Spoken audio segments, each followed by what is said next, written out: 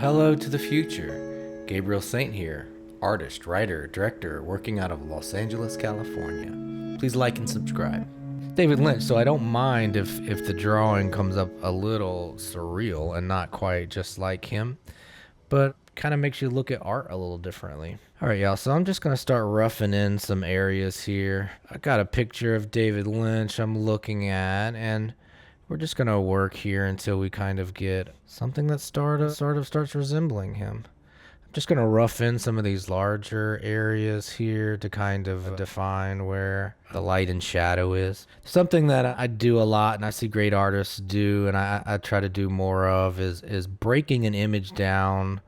Okay, so let's get back. I'm roughing in. What I was saying, I see some amazing artists do that I'm trying to get more comfortable with is the underpainting is you just break it down into two colors, just two colors, and it's kind of a bit of a, it's tough to do because you want to draw details, you want to draw the highlights. The tendency is to just start drawing details, but I think the move is to break down the image into two things: the darkest areas and the lightest areas, and then start working into your mid-tones, and it's I also see it wouldn't have been a bad idea is like instead of starting with a blank canvas, I see people who prime their canvases so that when they start painting, they're not painting just into white. And so it's kind of forcing a mid-tone there. But so what I'm doing is I'm just concentrating on very little concentrating on contour, mostly just kind of focusing on highlights and shadows. Not just only highlights and shadows, but the brightest highlights and the darkest shadows is really what I'm trying to focus on here. Okay, so we've got and I know that some of these tones are not this dark necessarily. Some of these tones are not just white necessarily, but right now, because it's the only colors I have, it's the only colors I'm focusing on. If it's leaning towards white, it goes solid white. If it's leaning towards black, it goes gray. And I don't really work anything in between. And it's kind of a hard way to think like that, but it really allows in a short period of time for you to cover a large portion of canvas. And it's kind of what all the masters do. You do like a real solid underpainting type thing, and I'm trying to get better at it, but I often stray. Okay, it's not perfect, but I can see a little bit of a resemblance of our guy already. Man, feeling pretty good about that. All right, guys, I got a good basic drawing now. What is the next step? What do I always say? What are we focusing on once we got something here? I got a nice medium tone underpainting started. Yeah, because the hair is how I draw normally, just a bunch of crazy squiggles. What do I always say? We need what? You need to do what, and what. Go ahead and get me a little lefty started here in the name of my man. What do y'all think? Is it fun to watch this kind of painting as opposed to 10 scribble drawings? You think it's fun to watch this type of painting? And also, guys, I was thinking about eventually, depending on what we want to do or what's going on, like setting up a second camera on a canvas and doing a real painting, with paints and brushes on a canvas. I was thinking. Haha, Fifi-chan. Lighter lights and darker darks. Thank you. That's exactly what I was looking for in the chat. Lighter lights, darker darks. Thanks. Thank you. Thank you for noticing. I am the boss Giat. So yeah, the reason I say that human robot is I would like to take some time. I really want to look at this game thing that we've been talking about. I'm really excited about it. I got some guys here in LA that I've been talking to, kind of getting excited about the concept. I would really like to see this project through to some kind of fruition, even if it isn't a completed game, like a completed pitch that I could take around places here in LA or that you can take to your people in Singapore. I'm excited about it, and I think it's important, you know? All right, uno second. Guys, do other streamers stop in the middle of their stream and go do other stuff and then come back like I do, or is that bad etiquette? 'Cause y'all, I'm the boss Giat. I'm gonna do what the fuck I want. I think for now, just soak all up the inspiration. How many stream y'all's watch have to stop midstream to roll a lefty?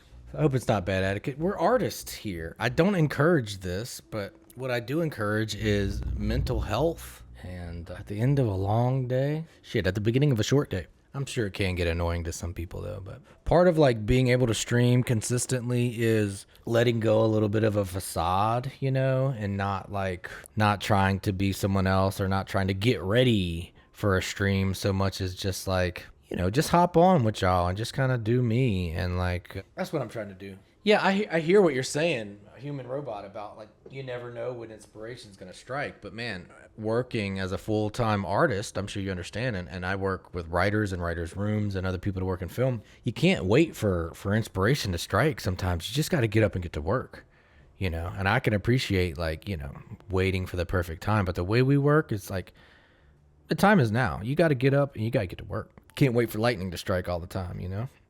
All right, so I'm going to move into some more kind of mid-tones here, I think. Should we start getting a little darker here? Adding some shadows in this cheek here, and I'm not 100% concerned with his likeness at this point.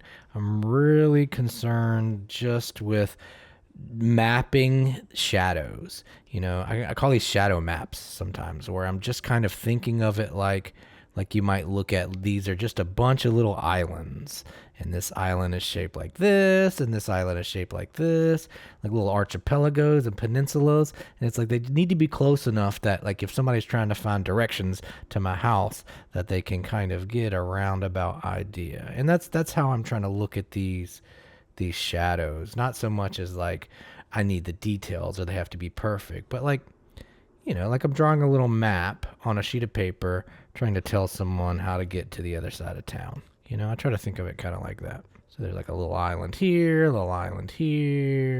some little islands here, you know, a little dark here in his corners of his eyes.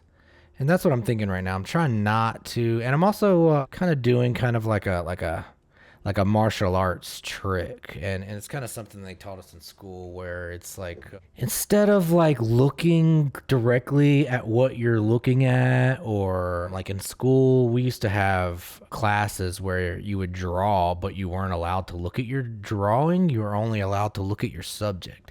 So what I do sometimes when I'm drawing here is I might not look directly at my drawing, or I might not directly look at the subject, and I kind of look with my peripherals and kind of just let my instincts drive a little bit. I know that kind of sounds insane, but I do kind of just let go a little bit and just kind of let my hand or my mind decide where the details should go. And a lot of times it works, and sometimes I have to stop and say, hold up, you're just doing nonsense. You need to concentrate and get it right. But sometimes it's not that. And you know, the way I attribute it to like martial arts, I know it sounds funny, but in martial arts, they told us, like, we're about to go to high production value now. If we're doing martial arts and you got your hands here and you're ready to fight somebody, and they're throwing punches, or they're bobbing and weaving, or they're throwing kicks and they're doing all this stuff. Well, you don't want to look at their hand. You don't want to look at their eyes. You don't want to look at their feet. What you want to do is you want to kind of just gaze in their direction, so you can see the entire person from head to toe, and you use your peripheral vision. And instead of looking down for kicks, looking up for a punch, looking over here, you try to catch everything in your peripheral, so you can see so far down here, and you can see so high up here without moving your eyes. You should try that. And that peripheral, a lot of that is filled in by your imagination. Your eyes, there's some parts here where your eyes don't see, but your brain just makes a decision on what could be there. And to prove that fact, your nose is in front of your sight at all time, and at some point your brain just decides to paint it out.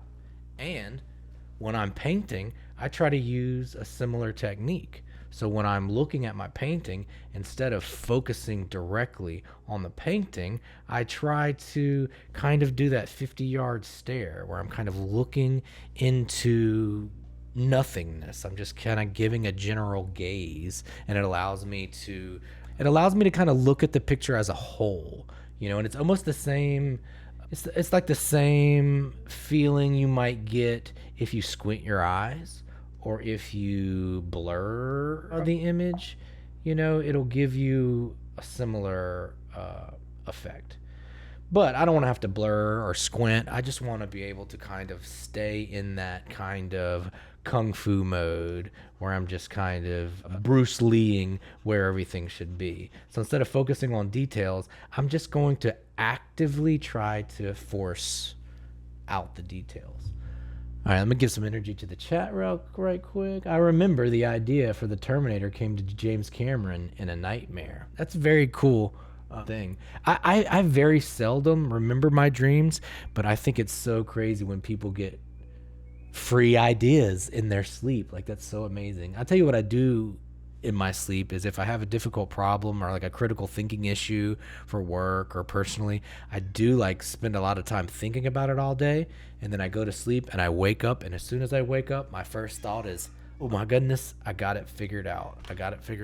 Hold on, let me feed this man again. So what I started to do is give the man an extra can of wet food while I'm streaming so he stays quiet. But now he expects his extra can of wet food. Okay, buddy. All right. I'm sorry about that. Let me take a look at the thing. Yes, I am a Kung Fu master. Thanks for knowing. I did study Wing Chun Kung Fu.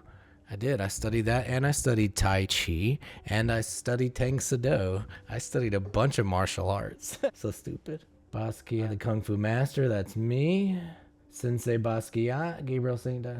I was looking through your sketches, and this is a painting that gave me some big ideas. The one with the breaking sketch number 9 from the top. Okay, let me see, that link didn't quite work. Let me take a look. It's supposed to be linking in the Discord. Number 9. Yeah, the one that's not of a pop portrait. It's just a portrait of a girl. Yeah. No, it's all good. I actually do. I know exactly what painting you're talking about, and I appreciate you checking it out. Yeah, that's a close friend of mine, actually. That's a painting of a close friend of mine. Okay, so let's get back into this sketch here. Let's see where we're at here. All right. So what we were doing is talking about trying not to focus on details, trying not to try to control the details too much, break it down into large areas, and not get too sidetracked with details. Keep it simple. Okay, so what color do we have here? All right, so what we need to do is go with maybe a lighter color here. Yeah, and I'm looking at my reference photo. Do y'all want to see the reference photo, or is it maybe more fun if you don't see the reference photo? Kind of focusing. Well, I try to focus on the reference picture more than my drawing, but also like I try to do this thing, like I said, the Kung Fu where I'm really kind of looking at them both at the same time, sort of. And it's a little different when you're working on something in the real world as far as how I manage to fool my peripherals into doing some of the work for me. But it's the way I'm doing it in Photoshop currently. So, and some of it is like, what I'll do is I'll try to think of my brush strokes in an idea of like the beginning of the brush stroke and the end of the brush stroke. So what I don't want to do is like this so much. And I don't want to do a bunch of small little marks. What I want to do is I want to say, hey, I'm going to do a brush stroke on his nose here. And I'm going to start from the tip of his nose, and I'm going to go up the bridge of his nose. And I'm going to try to cover as much of that in one thoughtful swipe, and then maybe do it again. And that way I was like, okay, I just painted the bridge of his nose in 2 brush strokes. And I think that ends up looking exciting to the viewer, whether they realize it or not. They start to there's an urgency to that where it's like, oh, it only took 5 paint strokes to to render his face, or however many paint strokes it might do, but it might just do like one on that ear there, and like really focus like on how small amount of brush strokes I can use. Because in a perfect world, I could count the brush strokes and be like, okay, I can paint David Lynch in 105 strokes, and I've seen wonderful painters do that, where they'll go through and literally count every stroke. They usually do it with gesture drawings, usually not full portraits like this, but I'm sure there's a painter somewhere who can. So what I'm gonna do is I'm just gonna finish this background out here, because I'm kind of this area right here,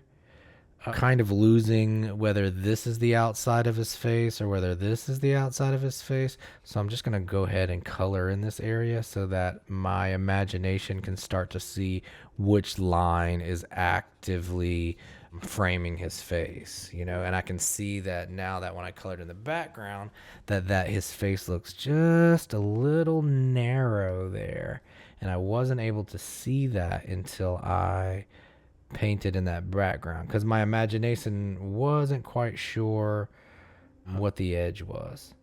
And then when I'm able to see where the edge of that drawing is, because, it's all magic, it's all a lie, it's all manipulation, it's all tricks, So like there is no edge of his face here. There is no background. So you have to play these little tricks with your imagination, with the viewer's imagination. And even if you're not prepared or you're not paying attention, it'll start to play tricks on you. And I'm sure you've all done the thing where you draw on a sheet of paper and it's laying on a table, so you're looking at it like this the whole time, and then when you straighten up the drawing, you're like, oh, the perspective has changed, and now it's wide at the top and skinny at the bottom because you didn't work flat to your parallel to your vision. And like there's little things, like little tricks that a drawing will do to you that you got to be aware of, that your brain tries to compensate for its shortcomings, and sometimes it can paint you into a corner, and one of those phenomenons is like if you try to draw someone's face, like kind of like we've got David here looking at this, it's not quite straight onto the camera, he's kind of off. The further you get off from the camera, this right eye here, if you look, this right eye, as I turn, it starts to get hidden behind the bridge of my nose, and it starts to curve. The perspective hides this eye and makes it smaller, and it's not shaped like an eye anymore. You're really getting this different shape. But as an artist, when you draw that foreshortened eye, your brain's going to constantly try to open it. It's going to try to pull that eye as it gets foreshortened. Your hand and your imagination is going to try to pull that and flatten out the perspective of the eyes. And it happens every time. And you have to actively, as an artist, avoid that thing that happens. And it's something that it's part of how you perceive nature. And you have to kind of like, number one, hijack that part of the audience's brain, but also be aware of when the art is just hijacking your brain. Make sure you're in control of it. Okay, all right. So let's get back here. Let's color in this area. How are we doing here? No, actually, this looks like it's gonna be darker, huh? All right. So what do y'all think is starting? This kind of looks like him, doesn't it? I was surprised at how fast his likeness started to come through. And this type of drawing, just kind of freewheeling like this on stream, a part of me is like, I hope it starts to look like David. But man, it came together quick. I could almost stop right now and be like, boom, y'all, there he is. Yeah, it's looking pretty good.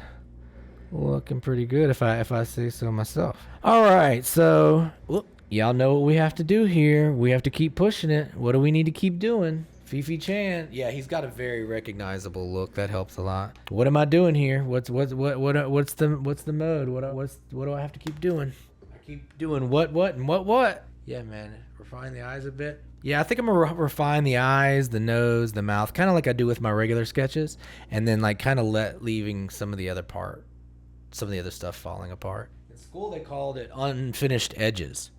So like what you would do is you would come up with an idea like, hey, I decided that the most important part is this part of his face right here, okay?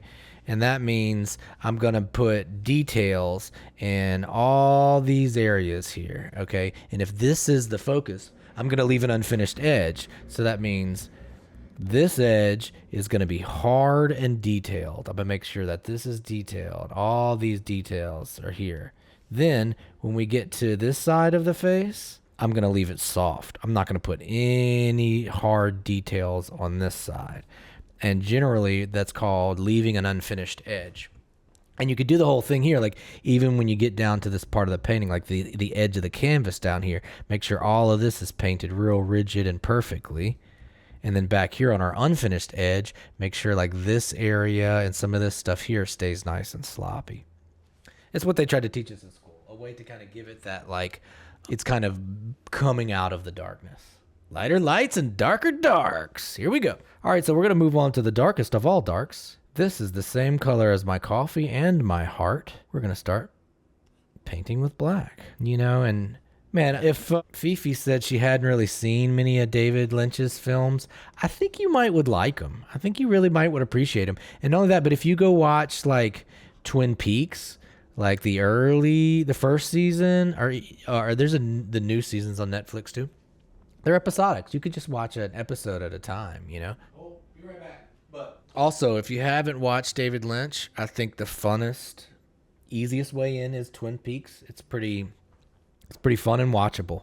I mean, it's weird and it's weird, but it's fun and it's watchable and it's got kind of a cute little American Pie type vibe. Eraserhead is real fun. Eraserhead is like, oh my gosh, this is. You'll watch it and say, yeah, I can see that this guy is a painter. I mean, it's oozing art and expression and like such a defined vision. And that's what a Human Robot was saying, that inspires him to want to work with dreams as a subject matter, because Eraserhead is really like I said, kind of like a Salvador Dali painting in a way, you know? But most critics say his best work is Mulholland Drive. Most people think that Mulholland Drive is probably his best work. The Inland Empire and Lost Highway are both also good films to watch. But I think as a novice, just getting started, Twin Peaks, Mulholland Drive, and Eraserhead, I think would be the best way to start. And do them in order, if you got time. Eraserhead, Twin Peaks, and then Mulholland Drive.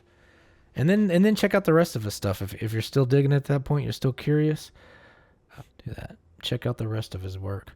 So I'm kind of doing the same thing here. I'm just trying to find the shadows and like trying to get them done in economical amount of pencil movement here, paintbrush movement.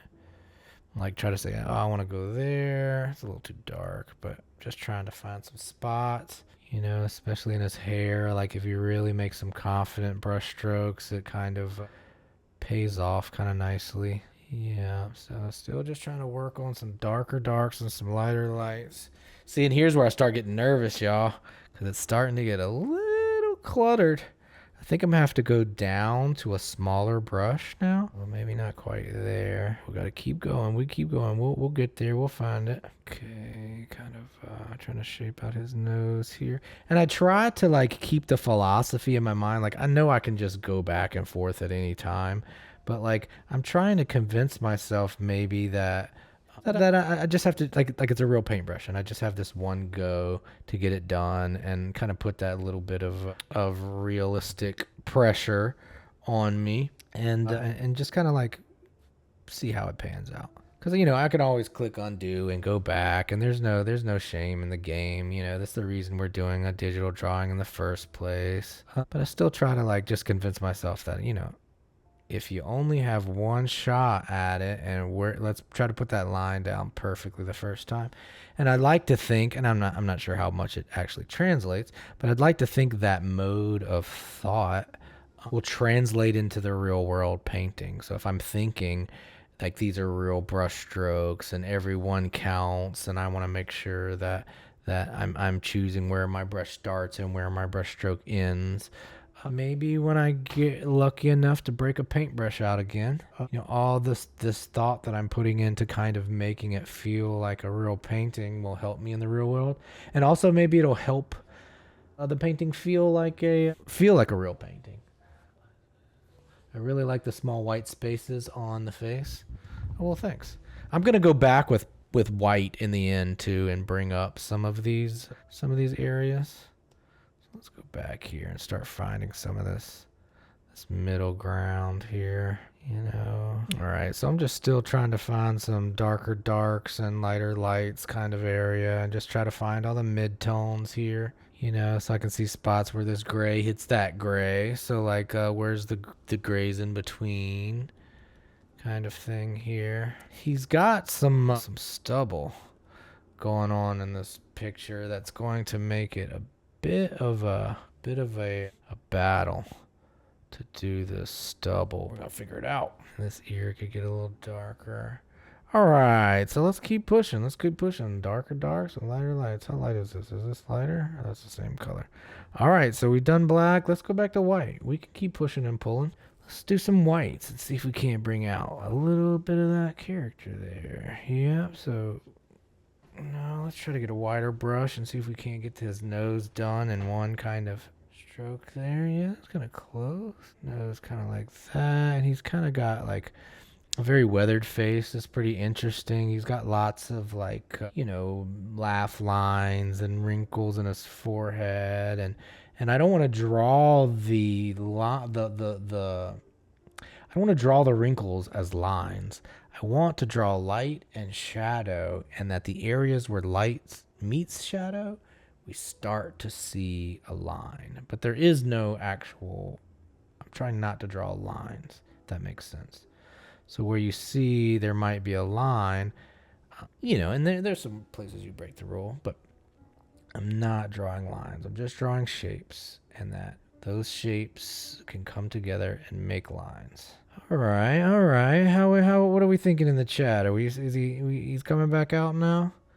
We're pushing and pulling, lighter lights and darker darks. Yeah, get in there. I think maybe his nose is not quite there, something like that. We have a little bit of a wider nostril here. That's getting a little bit closer. Again, we're just pushing and pulling, lighter lights and darker darks until we've hit all of the values, and now I can start looking at like some of the details now. Now I'm gonna try to start thinking like, where's the depth in his ear, or the depths in his eyes, or like the loudest highlights, where are they placed, and not only that, but like there's some things here in the drawing that even though I might see it in the photograph, like it doesn't always translate perfectly into the drawing.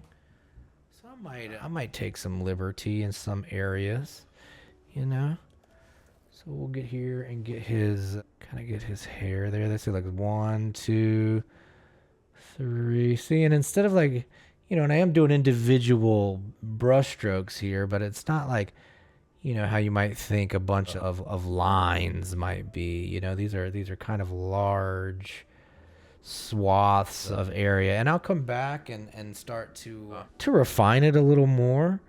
But the idea of some of this kind of letting it be wild and wily, and like the how his hair looks in real life and how I'm going to interpret it in this painting.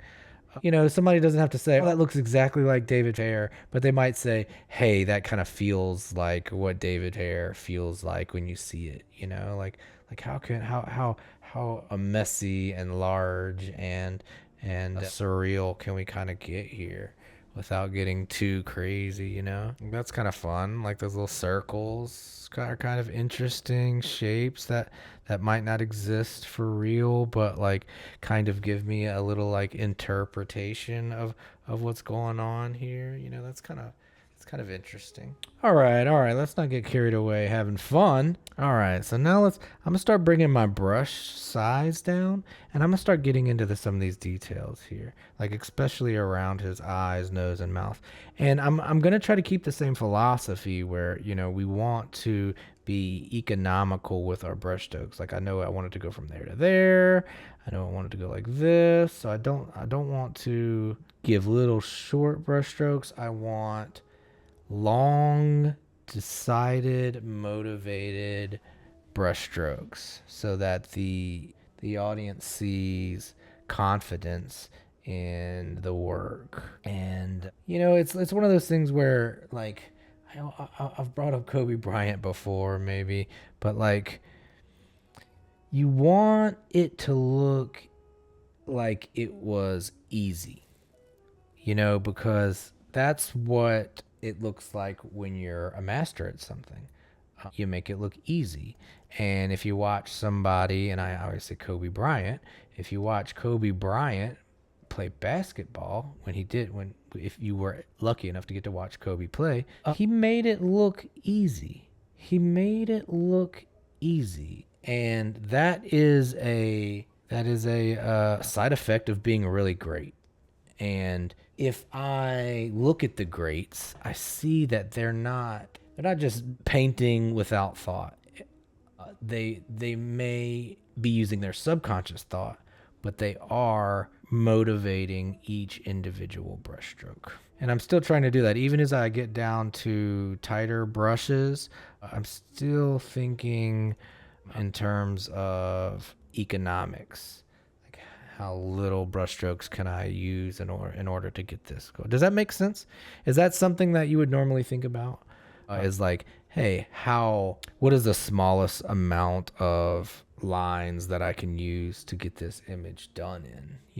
Is that in the chat? Is that something that y'all think about? I'm looking at the chat. I'm giving some energy to the chat here. Very nice stroke wise. You're mixing David Lynch and again. Oh gosh, am I? Did I say David Lyncher or David? I'm sorry.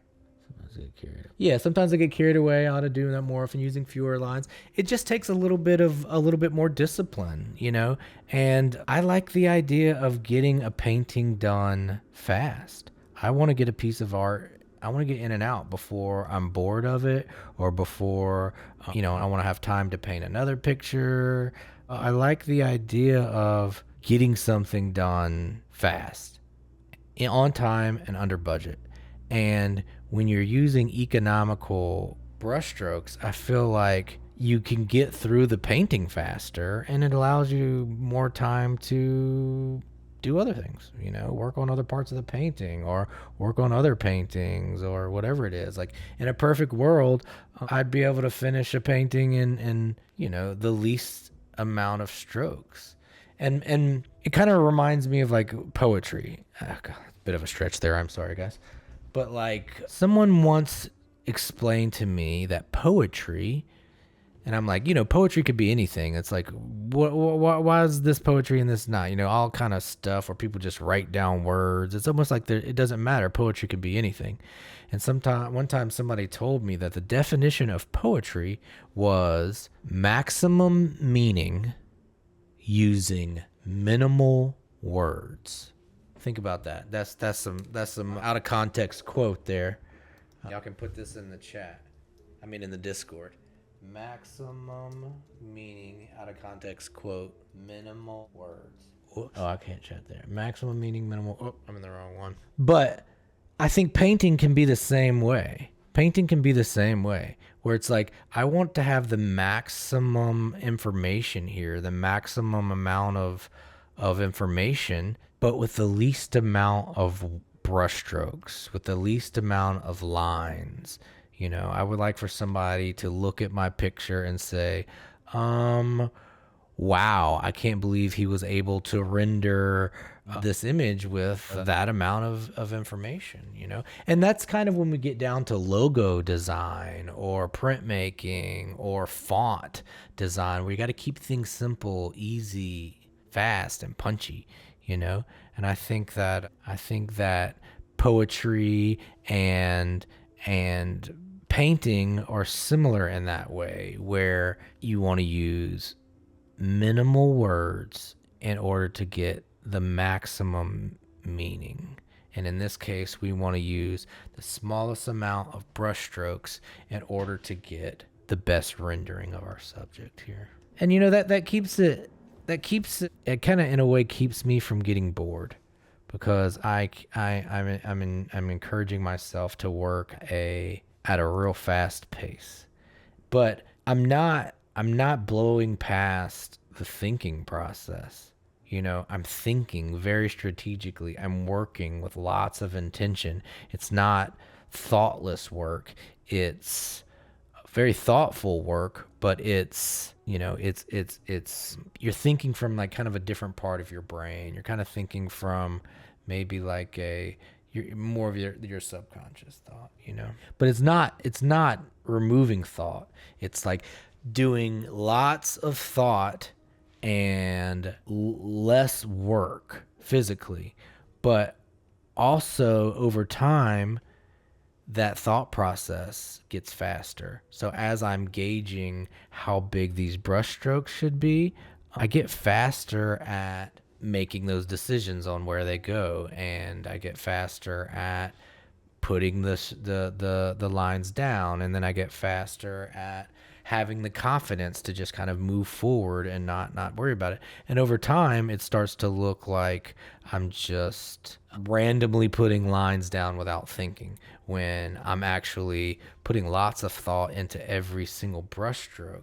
But over time, they start to look, it all starts to bleed together to an audience. And I know that's been a long walk to get here, but that's kind of, in a way, kind of reverse engineering what it's like to watch somebody like Kobe Bryant play. Like, he just makes it look easy. It looks like he's doing these one fluid thing, but honestly, he's doing the same thing. He's making a million conscious, motivated thoughts, and he's done it so many times that it looks easy, you know? And there's part of it with art where it's like, you know, maybe I'm not Kobe Bryant, and maybe it's not easy to me, but if I'm working with that philosophy that I want it to look like it's easy, I want it to look confident, I want it to have those brush strokes that make it look like I'm confident, like Kobe Bryant or whatever painter or artist that you want to, that you respect the confidence of. And it's like, I might not nail that brushstroke within the eye because I'm not Kobe Bryant, but let me try to do it. And it's like, okay, boom. It might have took me 10 of those shots, and Kobe might have got it done on the first shot, but I got it done in 10.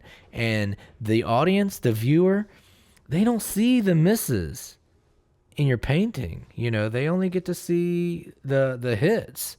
So, you know, you could be confident in that. And hopefully at the end of the day, they look at your painting and they're like, why does that look like it was easy? And only that's kind of what inspiration looks like. You know, when you look at somebody's work, or you watch Kobe Bryant play basketball, or you watch a David Lynch project, or you look at one of his paintings, and usually it's the same thing I hear about Picasso's work, or a lot of master work. When it starts to get to abstractism, people say the same thing. I could do that, or that looks like I could do that.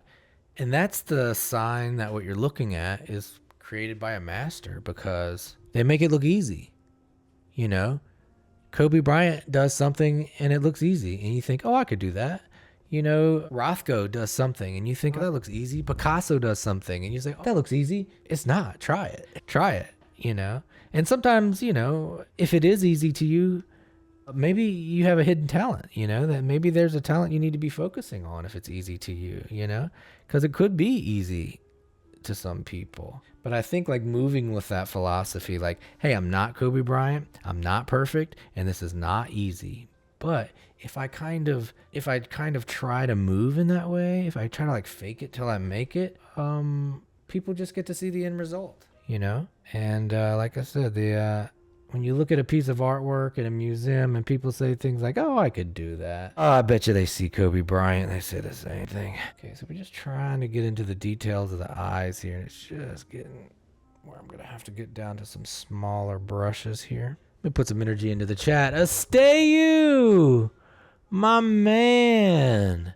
Astayu in the chat, man. Yeah, R.I.P. to my man, David Lynch. We're doing a drawing in memoriam to him right now. It's nice to see you, man. Human Robots Around. We did some work in the world building in the Discord if you want to check out some of the other stuff we did.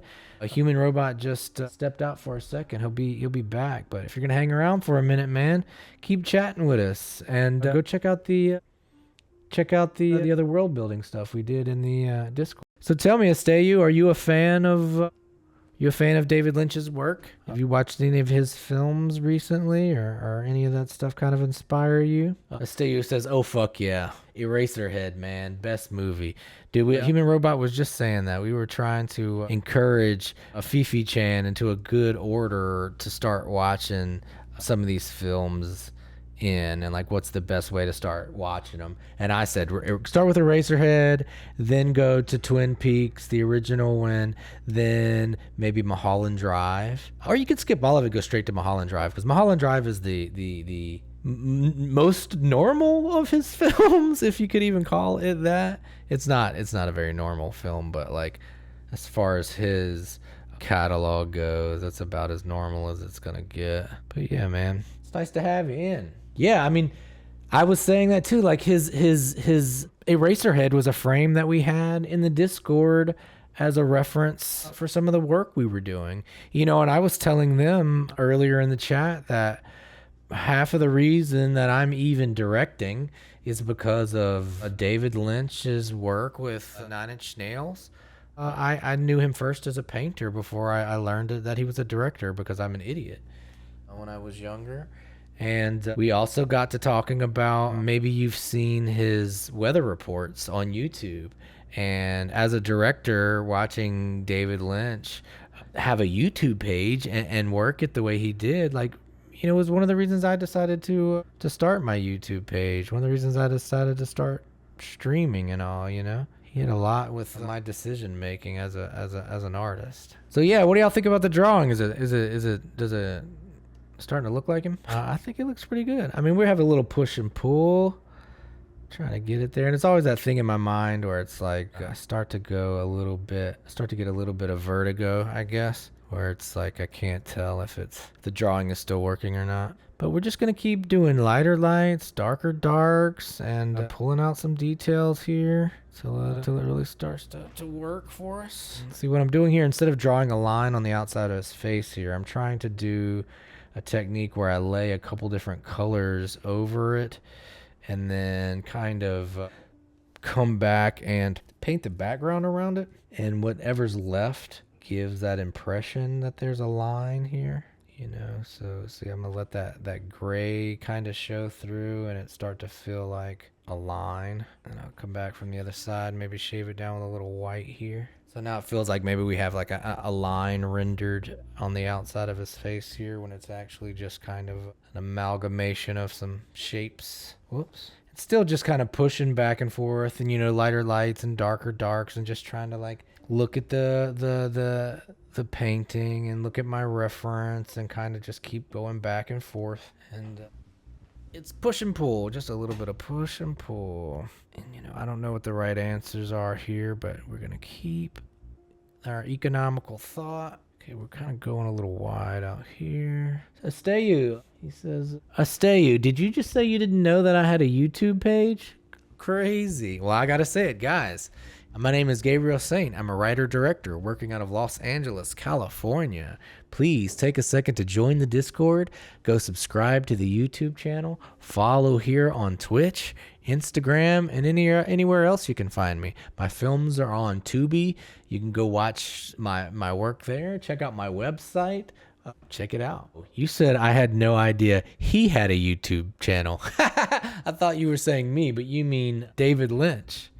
Yes, I'm sorry. We watched some of David Lynch's videos earlier. You should check it out. He did this weather report. It's really very wholesome content where he would just look out the window every day and describe the weather, and he would just talk about a little bit about what was on his mind. And it was one of those things during the pandemic times, or times where it was just something, a touchstone for me every day to watch. And kind of, I'm sure you've got YouTube channels and Twitch stream. Hell, I might be one of those things where it's like, hey, it's that time of day where we go watch Gabe stream, and it just kind of, or whatever it is. But David Lynch's YouTube channel used to be that thing for me. I used to like to just listen to him pick a magic number or describe the weather, you know. But you should check it out. He stopped a couple years back, but it's very Lynchian, you know. It's very like, it doesn't make the most sense all the time, but that's kind of the fun of it, you know. You just You just put it out there like David Lynch does, and you let the world decide whether it's any good. You know, let them decide how mad and how surreal it is. But you know, just put it out there. I think that philosophy is helped David through his career, and I'd like to think that over time, it's going to help us with ours. I'm still just trying to bring up some. Again, in this particular drawing, David has some stubble, and it's making it double difficult to kind of get a texture on it. We'll get there. We just got to keep pushing and pulling. Just keep pushing and pulling till we get there. Oh yeah, there's a lot of dynamicism going here on this drawing. I appreciate you noticing that. Tell me, Esteyu, how you been? How is it in San Diego? How's the weather there? How's the wharf? You know.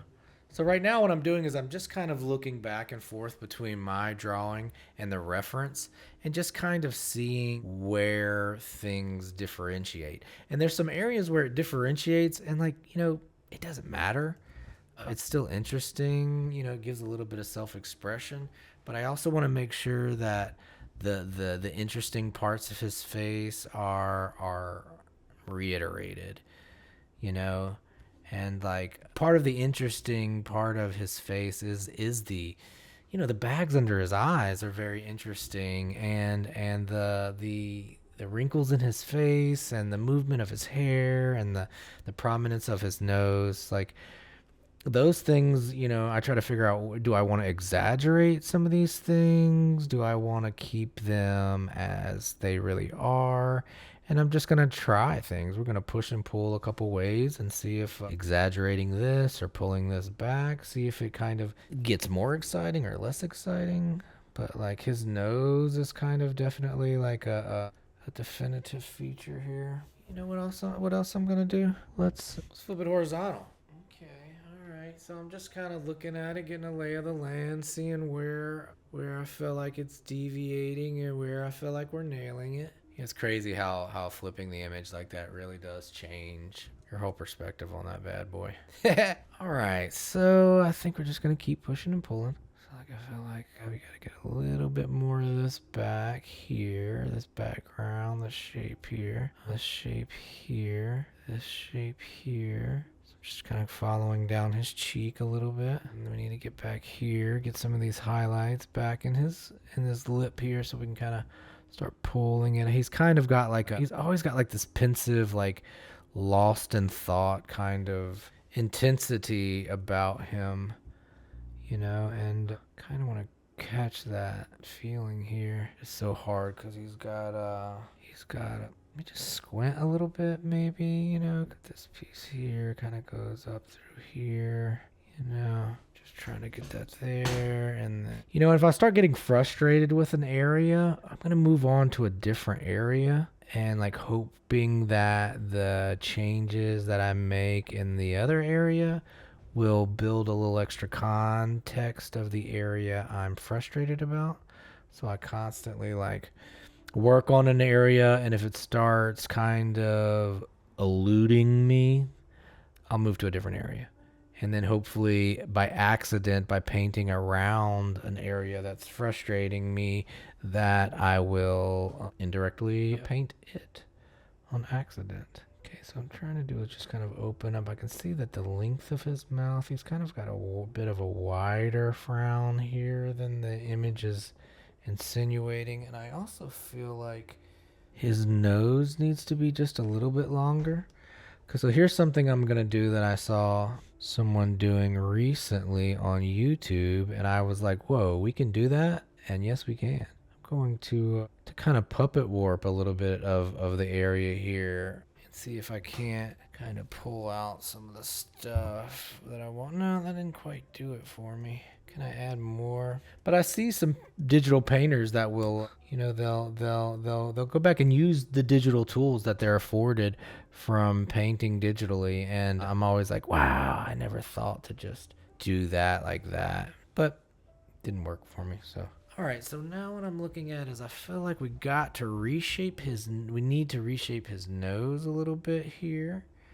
I started getting back to just the chunk of shadows and highlights in his mouth because I wasn't quite liking where the lines were.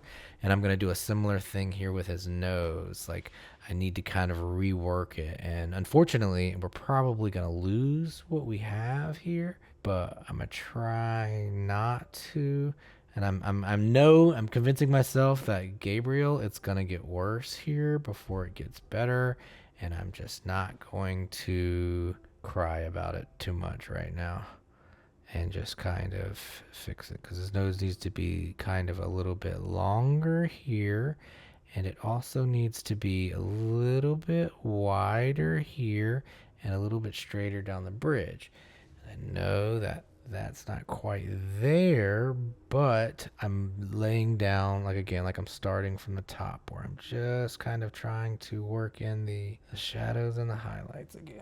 All right, and see, look, I can already tell that even though it was scary, I feel like that little bit of adjustment helped. And that just, like, that goes to convince me and convince other artists, like when you're working and you draw the nose and then you get done and you're like, no, the nose doesn't quite work, but the mouth does. And you're like, I don't want to paint the nose over. It took so long. So maybe you'll leave it, not because it's right, but because of the amount of time that you spent on it. And I'm here to say, just paint over it. Paint it over. Just paint over it. You'll get better by painting it over, and I think you gotta get out of the mind frame that the work is precious. You know, it's not. It's just pigment on paper, and you can rework it. You can paint it. If you did it once, you can do it again, and you're just gonna get better. So don't be afraid to kind of paint something that you think is working and put time into it and turn around and look at it and have the realization that it's going to have to change, and then just change it. You know, there's a saying, don't stick with a mistake simply because you spent a lot of time on it.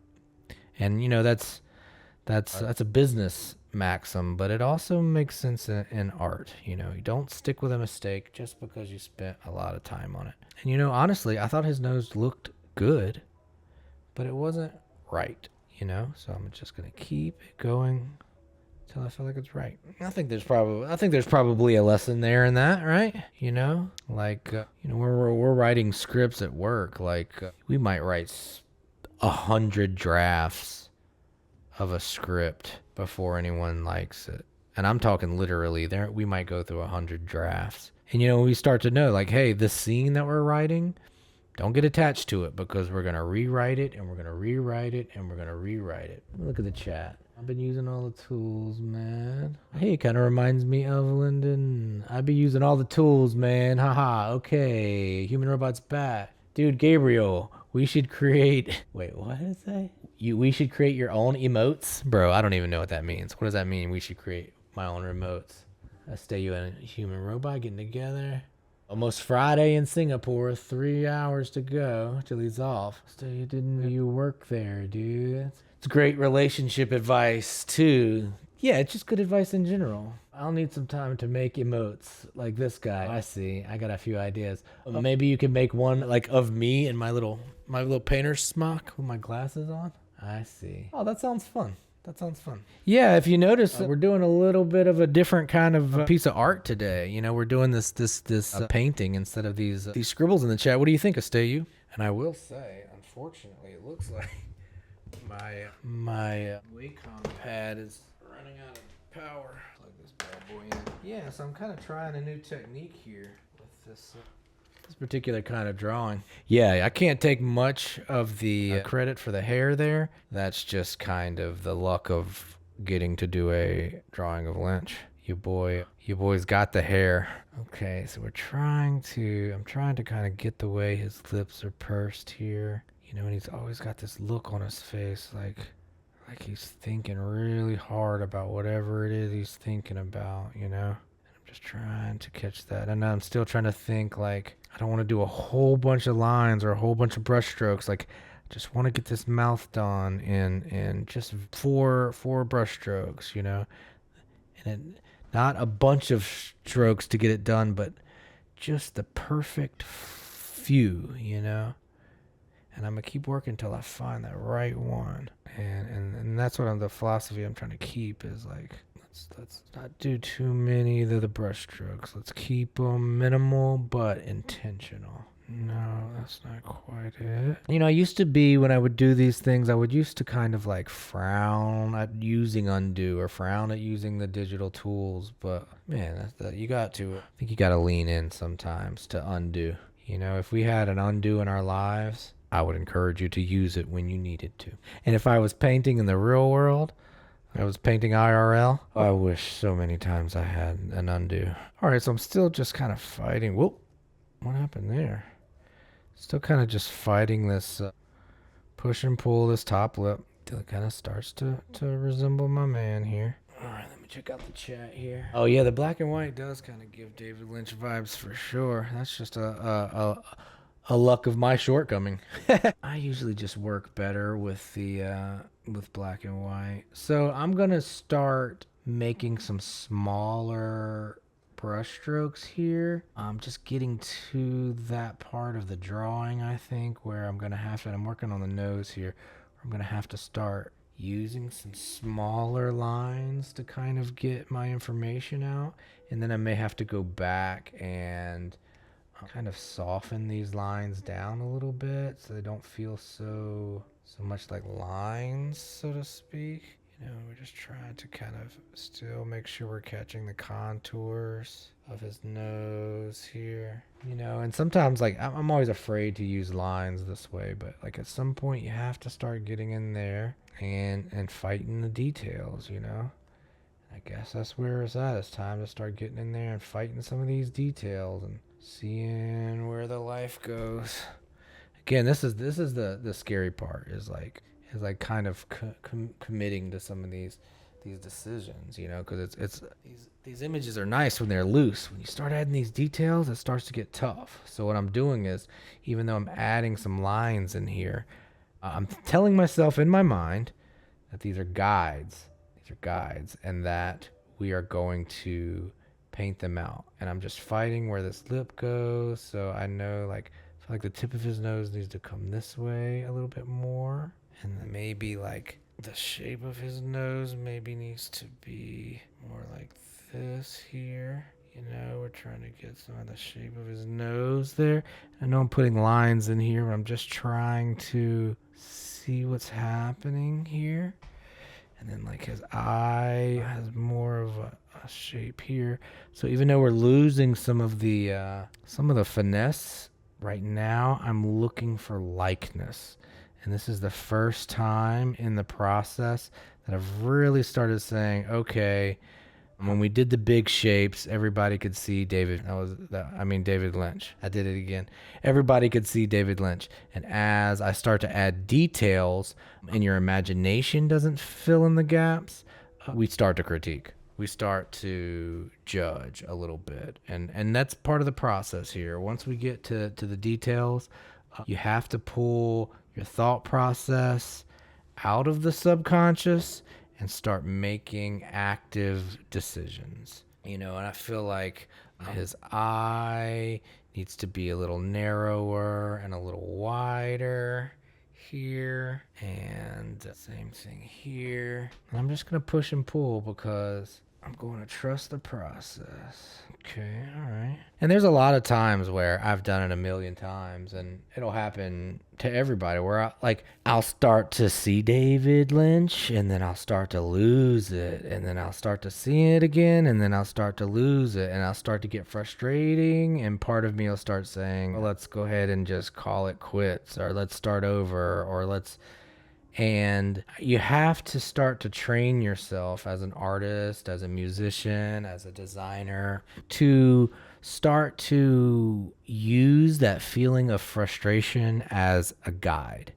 And I start to tell myself, I start to reprogram my mind, and I say, hey, frustration is the precursor to a breakthrough. So I convince myself that if I'm feeling frustrated, that means I'm on the precipice of figuring it out. And that way I start to I start to like a little bit of frustration. I start to like a little bit of a fight, a little bit of a challenge, because I have convinced myself over many years that the frustration is a good energy. The frustration is your brain saying, we're about to learn something new. If you think of your brain like when you're born, your brain doesn't have any wrinkles. It's just a flat brain. And everybody's born with a brain with no wrinkles.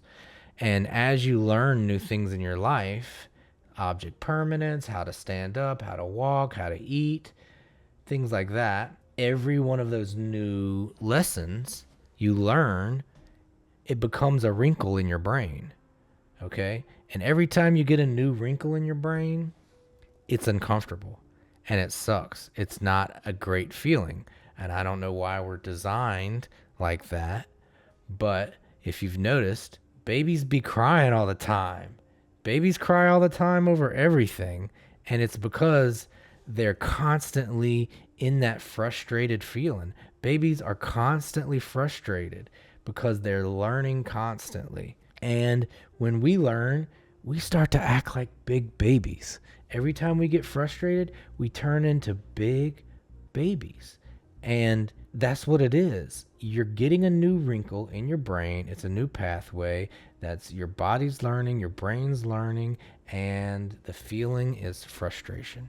So as you move on into your work and in your life with your partners and your job and your artwork, when you start to feel frustrated, remind yourself that you're on the precipice of a breakthrough and you don't stop.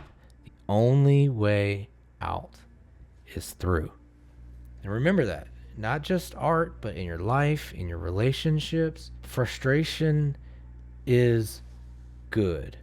Frustration can be channeled into positive energy. And it's like one time somebody told me that arguments, disagreements, and that's what frustration is. It's just kind of an argument. It's a disagreement within yourself. It's communication trying to happen. Frustration, arguments, conflict. It's communication trying to happen. And that's a good thing. That's a good thing. You got to remember that that's a good thing. If you're in an argument, you're in a conflict with someone, that means they're trying to understand you. That means that they're trying to communicate with you. Otherwise, they wouldn't be there arguing with you. And it's the same thing with your frustration. As you get frustrated, as things start to get harder, that's all part of the process. It's good energy. And it's easy to just be a big baby, because believe me, I will get frustrated many a times and forget my own philosophy here, and it's very easy to kind of get sidetracked with what's important. But I try to, when I can, take that nervous energy, take that frustrated energy, and remind myself that it's positive energy. And it's really easy to just turn into a baby. And here's what I try to look at it. Frustration is energy. It's fuel. It's motivation. It's up to you to decide whether it's a negative energy or a positive energy. Because frustration is not inherently negative. Your perception is. So next time you feel that, borrow that energy and harness it into something positive. And again, I'm sure it's easier said than done. But I'm thinking about these dumb little things while I'm painting, because you paint. You're all here because you're painters and you're artists too. It's frustrating. It's frustrating. It's frustrating. Painting is frustrating. That's just the decision that we made, that we want to do art, and art is frustrating. And your job is frustrating, and the people you love are frustrating, and your family members are frustrating. Everything you love, all the important things to you, they all come with frustration, because they challenge you, because you grow around people that you love. You learn about yourself, and that's anytime you learn, anytime you're growing, you're gonna start crying like a little baby. All right, let me look at the chat here.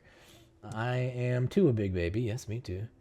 You're getting a new wrinkle is one hell of a thing to say about someone who's frustrated. Okay, in your brain, a wrinkle in your brain. Everywhere at the end of time starts playing, Grandma, it's time for your dementia medication. Okay, all right, guys. Are y'all is everybody just clowning me in the chat right now? Is it make fun of Gabe Day? It's all right. It's all right. You're gonna do what it do, baby.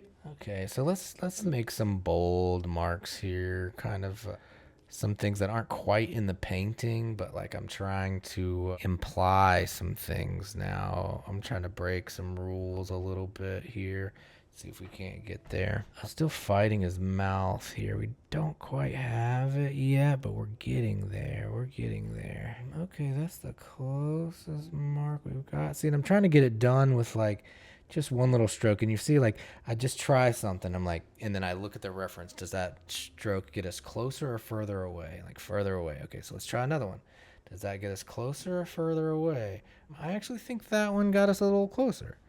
So I'm going to try some other ones that just kind of try to get there. Yeah, and I think that one got us closer too. And like right now, if you're paying attention to these brush strokes I'm making, they're wildly expressive and abstract and not necessarily following any kind of rhyme or reason. And I'm kind of trying to play the pareidolia game a little bit. Like if I just randomly start subconsciously, I'm kind of stepping back into that subconscious mode and just subconsciously add some lines here at a distance, kind of squinting, and then kind of decide afterwards if it worked or not. Okay, so there's a line here of highlight, and it goes about here, but I don't want it to feel like a line.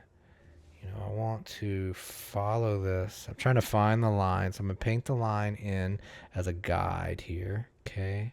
Not quite it. It kind of goes like here, maybe down here, like up to here. And then maybe like this goes here, maybe like this, and I'm not quite there, but we're still just trying to figure it out, pushing and pulling. Spot here on his chin that could be maybe a little bit darker. Again, I've been fighting some of these areas back and forth, and like I said, when I start to get too fussy with an area, I may move on and start to paint around that area, and some of the shadow and highlight play around the area will kind of start to create some pareidolia in my mind. And I was like, I can see what's going on here, and maybe it'll allow me to fix it. Feeling like his top lip is a little large, which means we're going to have to do one of those heartbreaking things here, and I'm just going to paint it out. Do just like we kind of did with the nose here. We're just going to bring it back a little bit here. What was our rule? If you painted the nose and you spend a lot of time on it, you're painting the mouth and it's not right, you got to start over. You got to keep doing it till it's right. And I feel like maybe it was just a little bit low. And that if I kind of focus on where the mouth was located instead of like the shape of it, maybe I'm a little concerned with the wrong thing. And I feel like now I'm trying to be real intentional, like where the highlight on his nose comes off and how that highlight of his nose might come down and touch his lip here, because I'm looking at the painting and they have kind of like the highlight is all following the same light. So I'm trying to kind of imply that, that I'm understanding that whatever light highlights his nose in a certain way, it's going to kind of hit his lips in a similar way. So I'm trying to kind of make sure the light is hitting his mouth in the same way that's hitting his nose, because at this point in the drawing, I feel like his nose is working for me, and I kind of like the implication of this line here. A little fit. I'm just trying to kind of find that little laugh line there. Maybe kind of hit that little highlight there, something like that. That did bring his lip up a little bit here. If I just connect these two areas just to kind of overcompensate on where top of that lip might be here. Kind of working again back to like big shapes, highlights and darks. Let me look at the chat again. Sure, human robot. Y'all still quoting him out of context? Yeah, we be doing that. Let's see. It seems like I missed out on a lot. Well, you got it. It's all in the Discord, my man. It's all in the Discord. Maybe that's just the amount of people you killed, like a physical body count. We never know. We never know. It's hard to tell with a human robot because I'm not sure which part of him we're conversing with at any point in time. Is it the robot side or is it the human side? We just never know. Hey, and which one should we be more afraid of? All right. So I'm already feeling better about his mouth here now that I've kind of I did this little backtrack. I kind of like where it ended up. It already feels like we're getting a little closer to the image I'm looking for. And I'm doing the same thing in the mouth here. I'm just trying to lay down some very confident brush moves, brush strokes, some marks here on the canvas. And then in my mind afterwards, like as one of the audience members, like, is it triggering the pareidolia in the right way? So what's happening here is his bottom lip feels like it's kind of pushing out. And in the reference photo, I feel like he's like, I keep saying he tightens his mouth in. And like I've had his mouth looking fine a few times, but I want it to have that pensive tightness that his mouth does. Also, I can see that maybe his nose here actually should be a little bit more like, let me take this here. I'm gonna start making just some more lines almost. I always say don't get too carried away with drawing lines, but if we're making notes, so I'm really not painting right now. I'm just kind of trying to make some notes on the painting of the shapes here. And we've got a shape here like this, comes down here, and then his lip, there's like a curl on his lip here that actually is a little wider out here, like that. Okay. And then his mouth down to the corner where it hits this highlight. Okay. All right. And then this side of it. And what I'm doing now is instead of just like kind of drawing from instinct, and I'm still doing a little of that, I'm looking at like where his nose lines up on his mouth. So like the outside of his nostril and where that hits the corner of his mouth, and I keep comparing the line of his outside of his nose, the line of his outside of his mouth, and the reference picture. And I just keep going back and forth until I feel like it's giving me the impression that I'm looking for. And again, like I did a thing where I was focusing on lines, and I can still see some of those lines that I made, but also like in the grand scheme of the picture, some of those lines start to disappear a little bit. So now that we've got some basic shapes here that we like, we'll just kind of start playing the same game of darker darks and lighter lights. I'm going to start using a small brush here. Smallest brush I've used yet. Start trying to bring some of these kind of darker edges out of his mouth. Because I kind of am starting to like the shadow map that we've created here of his mouth. Starting to feel kind of closer to that pensive look that I've been kind of looking for. So now what I'm going to do is I'm just kind of going to try to find the darkest parts of this area. And then just kind of bring those darkest areas out. And at this point, I spent the first part of this area mapping out where everything should go perfectly and thinking about anatomy and how it all lines up. But right now, I'm just trusting the underpainting and adding darker areas. I'm just trusting that the underpainting that I did is correct, and that I'm just going to add these darker areas is all. All right, it's getting closer. I still feel like his lip should curl up here. Like does like a little curl. He does this. He's got this little thing that he does with his lip. Okay, all right, guys. Yes. I gotta be honest. Sometimes I'm up here and I'm drawing and I'm talking to y'all, and Fifi calls me out on it every time when I'm like, guys, don't be concerned about the drawing. Just draw it fast and move on. And like, I have the same voice in the back of my head that's constantly saying, you can't do this, Gabriel. This is the drawing that you're not going to nail. You're doing this online in front of people and you're not going to get there. You're going to flop really hard. You're going to fail. And I have that little voice in the back of my head constantly too.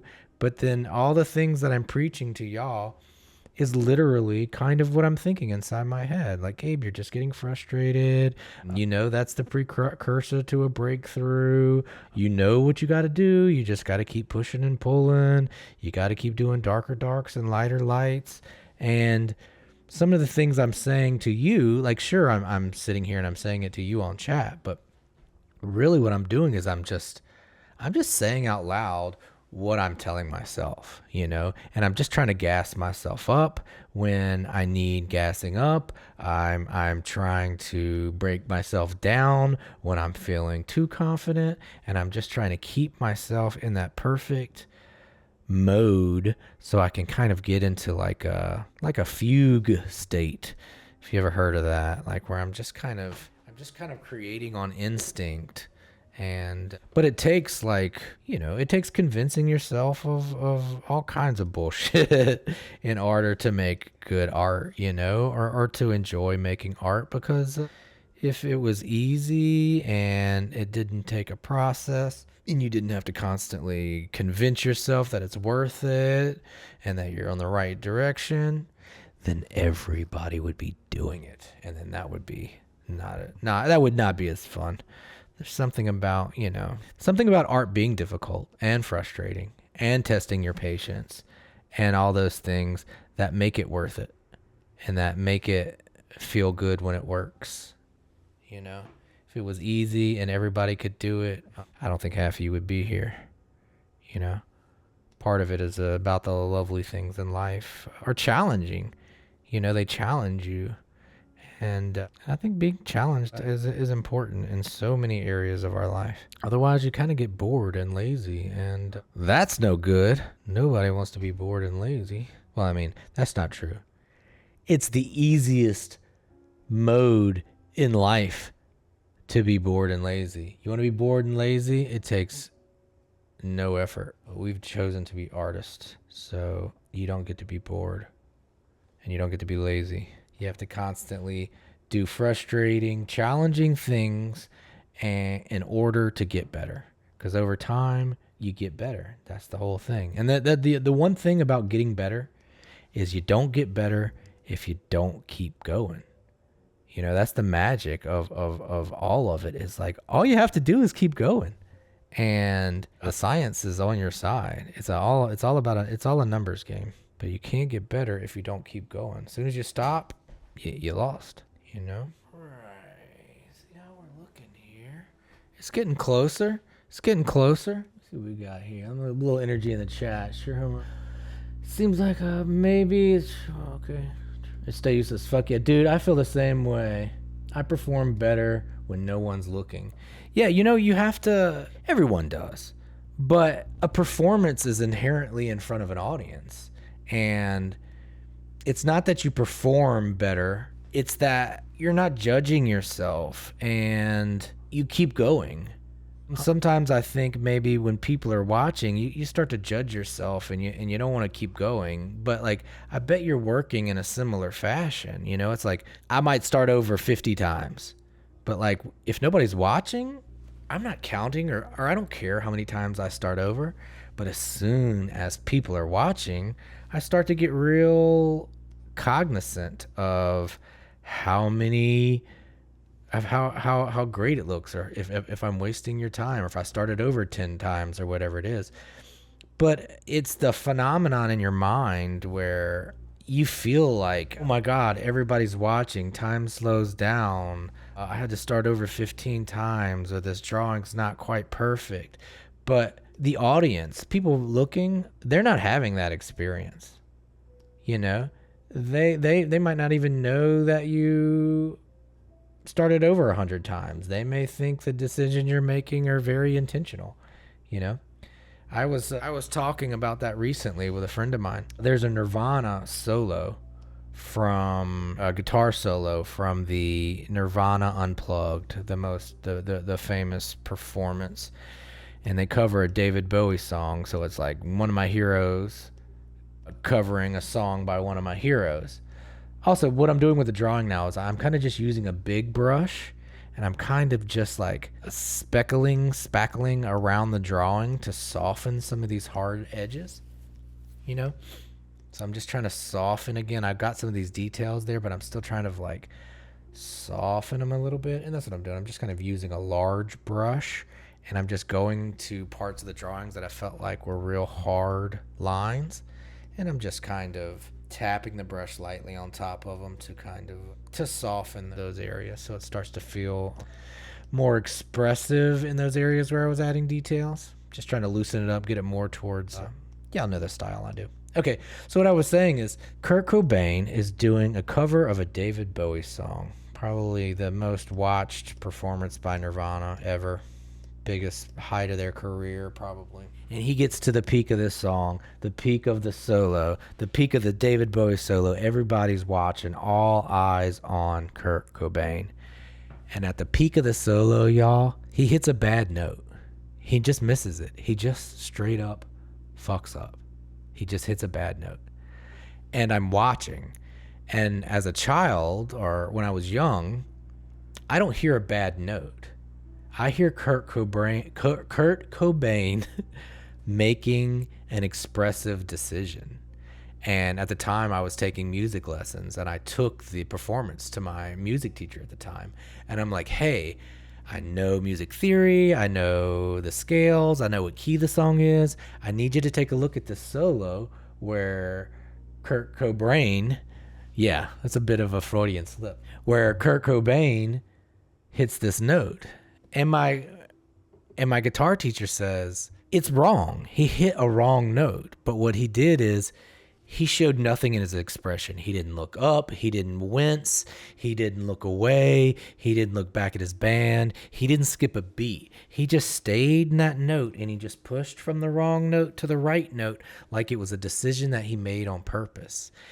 And to Kurt, it was a mistake that he was able to play off. But to a young artist, it was an expressive decision that I was so curious about. Like, why did he make that decision? What is the expressive meaning? And it was days and hours I had toiled over that before my guitar teacher said, hey, dude, let it go. He just made a mistake. People make mistakes, you know, and I know he's your hero and he's amazing and he does all these things, but he just made a mistake and he played it off. And it's amazing to me because it's still one of the most amazing moments in my music listening history was that moment where Kurt hit a bad note, you know? And I thought it was the most amazing thing. And I take y'all on that long walk to just say that in your point of view, from your experience, it might be a mistake. You know, you might feel like you're wasting time or you're starting over or whatever it is. But nobody's here to see you be perfect. Nobody's here to judge your mistakes. You know, in the world of art, we want to see you just barely hanging on. You want to say, "Oh my God, how did he pull that off? How was he able to get through that?"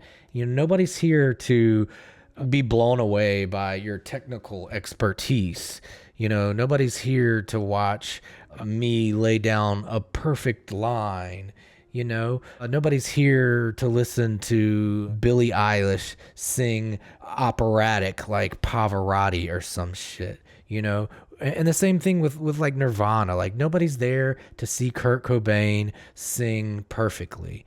Everybody's there to see an artist barely be able to keep the train on the tracks, you know, and learning that's frustration, you know, that's that feeling, that's I do much better when nobody's around, or like as soon as you press record, I start to mess up or whatever it is. You have to convince yourself, whether true or not, that the experience that you're having is irrelevant to the experience that the audience is having. And it's not how you feel is not irrelevant to you, but if you're wondering how the audience feels, if you're trying to keep them, if you're worried about whether they're going to like it or whether you're taking too long for them, in my experience, as long as you're following your heart and you're being honest with yourself and with your art, nobody cares about your mistakes. They will assume that you did it on purpose. And that's something that you can go into where saying, hey, some of these mistakes, I'm going to bank on the fact that maybe some people are going to think they're on purpose. So I'm not going to give myself such a hard time about it. There's a lot of mistakes in so many areas of our life that nobody notices, but nobody's looking, nobody cares, nobody's watching. When that saying, that stupid saying, dance like nobody's watching. Well, it's because nobody is watching. Nobody cares. Everybody's watching themselves. Everybody's the main character, So I'd encourage you to go watch that performance where Kurt Cobain plays that solo and he hits that bad note and enjoy it. Enjoy it. You can look at that bad note and think, man, it's a symbol for what it looks like for an artist to just be in that fugue state, where they're just kind of in the zone. They're just kind of letting it go, and that there is no right or wrong at that point. When you're getting to self-expression, that's what's the beauty of an artist like Rothko or Basquiat or any abstract expressionist, where there are no mistakes at that point. There are no you can't tell me that I did something wrong in an abstract painting because it's mine. I'm making the decisions here. I decide what's wrong and right, and nobody can look at a piece of art sometimes, depending on the art, and tell me it's wrong if I have a different perception, And I'm not saying that to not strive to be the best artist you can be. It's not that you don't want to strive to do great work. It's that you want to strive to portray an emotion. You want to express yourself honestly and uniquely, and understand that your mistakes are part of who you are, part of your self-expression, and that if you don't let the world see any of your mistakes, or you stop creating because you're afraid the world is going to see your mistakes, they're not going to see your art. They're not going to see you. They're not going to see your self-expression, because all we are is a series of mistakes. All art is a series of mistakes that we learn to control. All life is, all our emotions are, it's just a series of mistakes that we learn how to play off.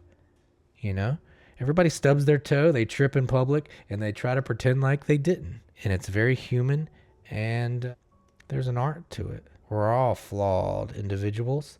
And the more that you can, grab those flaws and appreciate that they're part of who you are, and that the flaws you make in your artwork is also a part of who you are. They're part of a self-expression, There's guitarists like John Mayer who says, like, a lot of artists or guitarists they'll pick up a guitar, and in our case, they'll pick up a paintbrush, or they'll pick up a mouse or whatever they do, and you start to resort to muscle memory. My hand does like this, my hand does this, the natural things that your hand do. And then some artists are like, no, I got to learn this technique, and I got to learn this technique, and I got to learn this technique.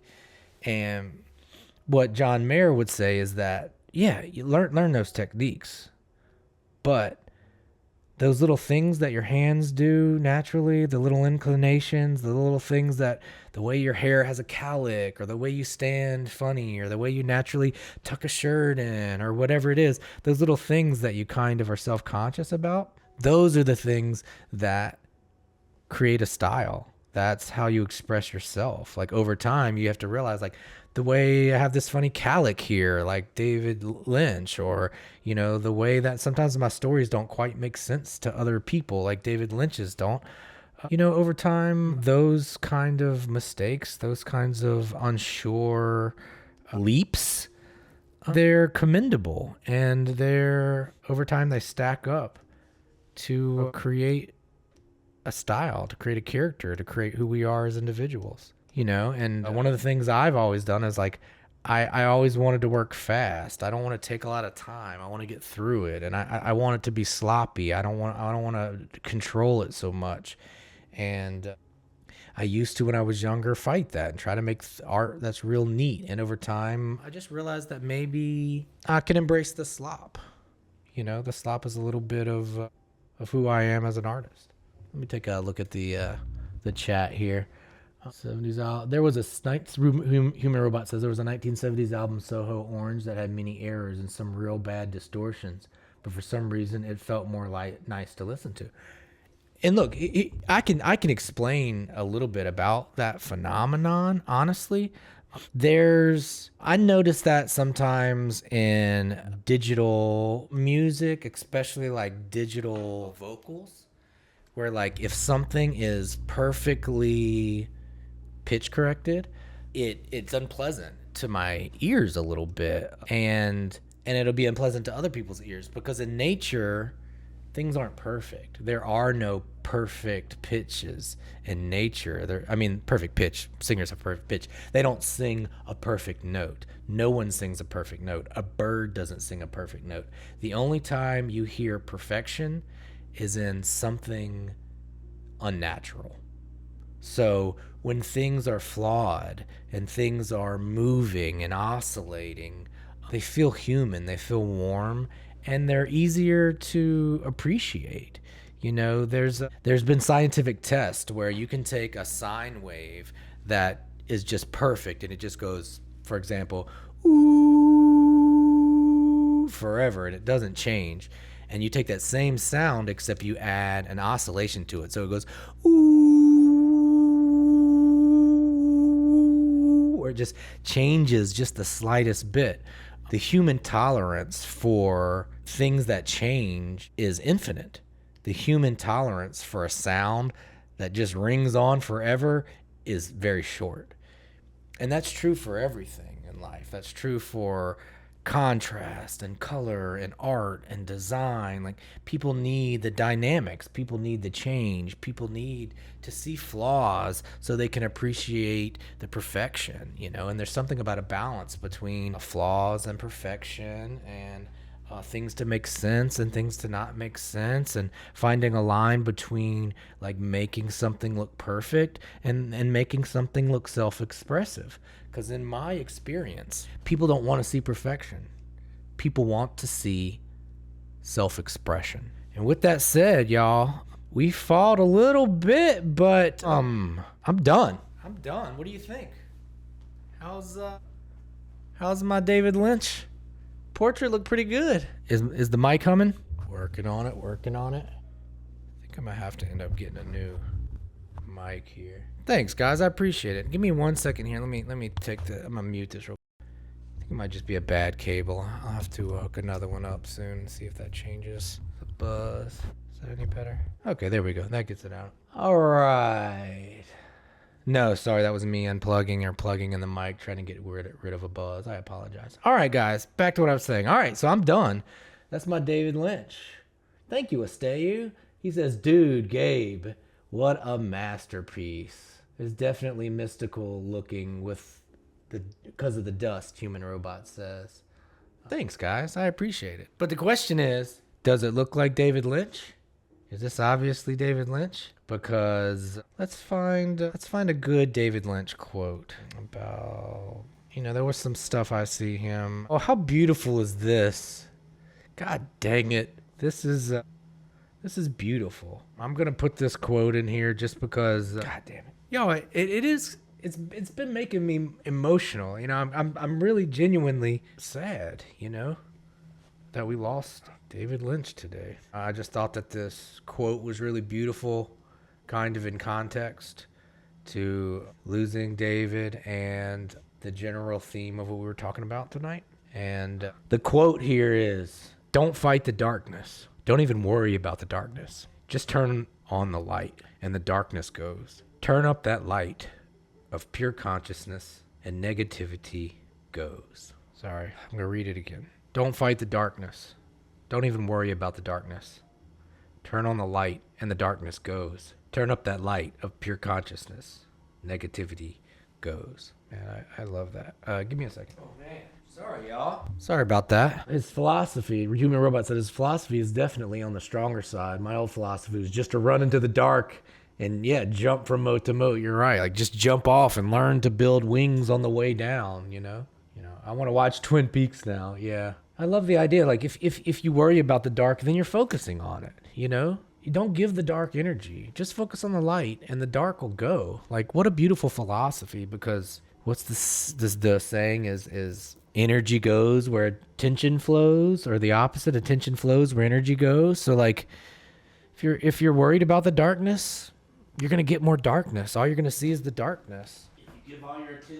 If you give all your attention to the light, then that's what you'll see is the light. And I think we could thank David Lynch for lessons like that. All right, so what I'm gonna do is saving it, exporting it, and we're gonna put it in the Discord. David Lynch, scribbles from stream. We'll call them pop portraits. Go ahead and save it in here, and then we'll put it in the stream. All right, go ahead and save that. Sorry. I'm sorry, y'all. I got a little emotional. I get emotional on stream sometimes.